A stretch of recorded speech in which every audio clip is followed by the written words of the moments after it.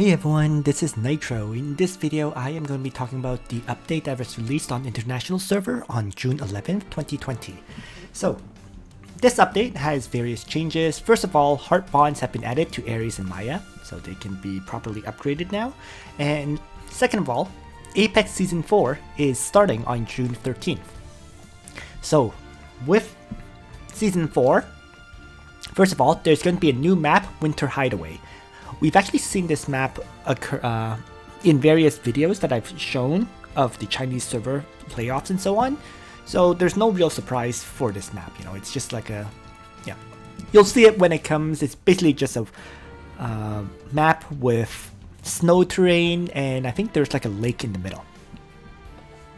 Other than that though, for Season 4, there's going to be 2 skins as the rewards, right? There's going to be a Zealot Soldier skin, and Serena gets a skin as well. So both skins are quite pretty to look at, and I'll show them once I jump into the game. Finally, in terms of other optimizations and adjustments, right, a new Apex time slot has been added, and it occurs at 3 AM to 6 AM. So this time slot was added to support the international server because there's a lot of people from other parts of the world that are not in North America. So having this additional time slot will let them play some Apex Arena matches at a reasonable time for them. They also fixed a bug that prevented players from switching between the English and Japanese voiceovers. So I know a lot of people were complaining about how they couldn't even listen to any English voice acting whatsoever. They fixed that bug. Other than that, most of the other fixes were just minor ones. For example, they fixed Emilia's Holy Guard skill description. They fixed Olivier and Oliver's names so that they're not duplicated anymore. And they did a few translation changes, right? You know, Blood Red Planet changed to Crimson Planet. Dietlitz's Demon Swordsman class has now been changed to Magic Fencer. Just minor text changes. So overall, I would say the big surprise for this week is that we're not getting that Lunar New Year event.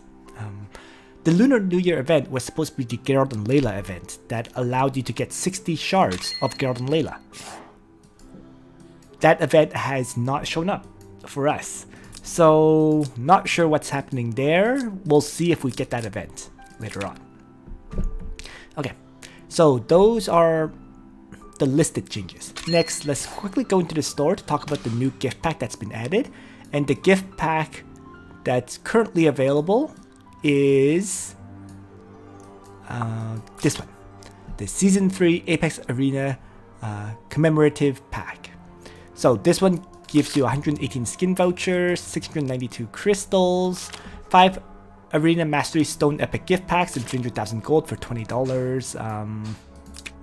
Little bit pricey, but you know, it's similarly priced to a regular skin voucher pack. And when you compare that, you're getting basically a lot more, some spare Trinity vouchers, some extra gold, and I believe some Arena Mastery Stones that you don't get with the skin voucher pack. So if you do normally buy skin voucher packs, you should pick this one up, I guess. I'm going to skip on it because I'm not that willing to spend 20 US for this kind of stuff. Okay, so with that mentioned, let's talk about the banner that is currently occurring. So the banner for this new week is Song of Might and Magic, and it's a 2-hero banner with Betty and Shelfaniel. Okay. Betty is honestly a terrible character, and her sole use is for winning you matches in arena mode. That's literally it. Okay. People who have Betty in their arena team, like Joshua does, for example, she will reflect damage back to any AoE attackers. And that damage reflection will also apply debuffs on the enemy characters. So in that sense, if you run an AoE team against a Betty, your AoE team will likely get ripped up to shreds. So it's literally just to win against players who auto battle, which is stupid as a side note, right? So there's really no reason to build Betty. Okay. Shelfaniel, of course, all of you see me use her. She is quite useful for PvE content, primarily because she can faction buff the Princess Alliance characters, In addition, she does have access to Heaven's Sanction. So I clear a lot of maps using Lana and Shelfaniel, double Heaven's Sanction, to quickly clear the world map events and so on. So she definitely has use. Okay, she's primarily a time-saving kind of character. Do you absolutely need her? Of course not. For example, Lunar can also faction buff, and if you use Lunar as a damage dealer, you can easily have a faction buff from Ulti Muller instead of having a faction buff from Shelfaniel. But Shelfaniel does add options ultimately, so that's how I regard her as. Is she a must-build character? No, but if you build her, she's quite useful to use. And she is, as a faction buffer, should be usable even at, let's say, 4 stars. As a damage dealer, though, you would really want her at 6 stars for the skill cooldown of 3 turns. That only actually applies if you use her for Apex Arena. And the thing to note about Shelfaniel in Apex Arena is she's become less and less useful due to her lack of mobility, right? In fact, one of my most recently posted matches for where I lost in Apex Arena, that was the match for the Summit the Langrisser Season 2, right? My Shelfaniel never ever got into range to launch her attacks, right? She could have launched Heaven's Sanction against a few times, but the Heaven's Sanction in that situation would have only hit 2 enemies, which was not enough targets for me to consider wasting my Heaven's Sanction at that time. And ultimately, I just got outranged and destroyed by Agblade, I think, in my match. So it just shows that Shelfaniel overall has become less useful in PvP. That might change when Shelfaniel gets access to a 3C skill. We don't know what that is yet, but for now, there's so many other range attackers who have 3Cs, like Renee, like Angelina, and so on, and they all have much longer range than she does. So I would say temporarily, Shelfaniel is useless for PvP. Or I shouldn't say useless. After all, if you're only trying to get into Gold 3 or something, you can use her. But for people who try to play Langrisser rank, she is probably useless at this time.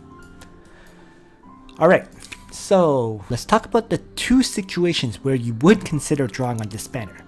The first and most obvious one is if you have neither hero.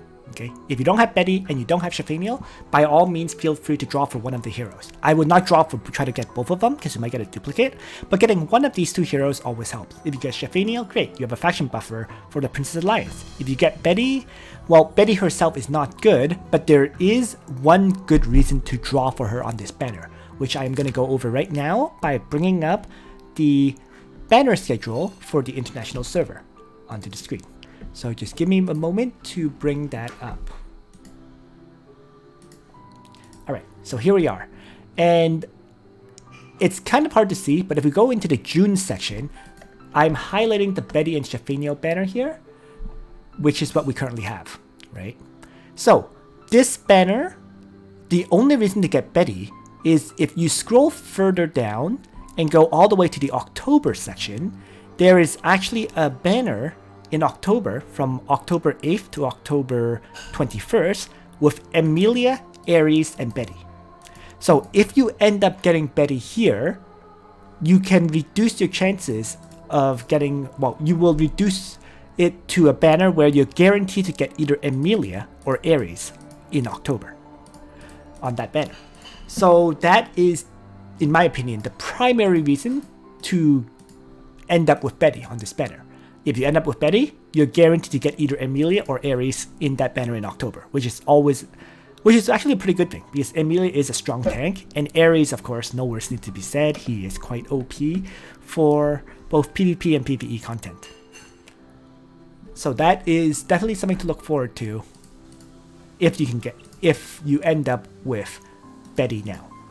Of course, if you don't end up with Betty now, then you will have there is always that chance of getting Betty on this October banner, which could be pretty rough. Alright, so with that covered, I'm just going to jump back into the game and talk about the remaining things that I have not really covered in detail yet. So first of all, it's going to be about Apex Arena Season 4. So Apex Arena Season 4 according to this, will last a total of 70 days during the season, at which point we get into the playoffs. And the rewards, which I already mentioned, are the Zealot skin for the Zealot soldiers, which is I guess a decent improvement on the basic Zealot skin. You know, it looks, to be fair, it looks very, very similar, but with the addition of, I guess, a hat and a slight change in the armor. But no complaints, it's a free skin, right? But more importantly would be Serena's skin, which is actually quite nice looking.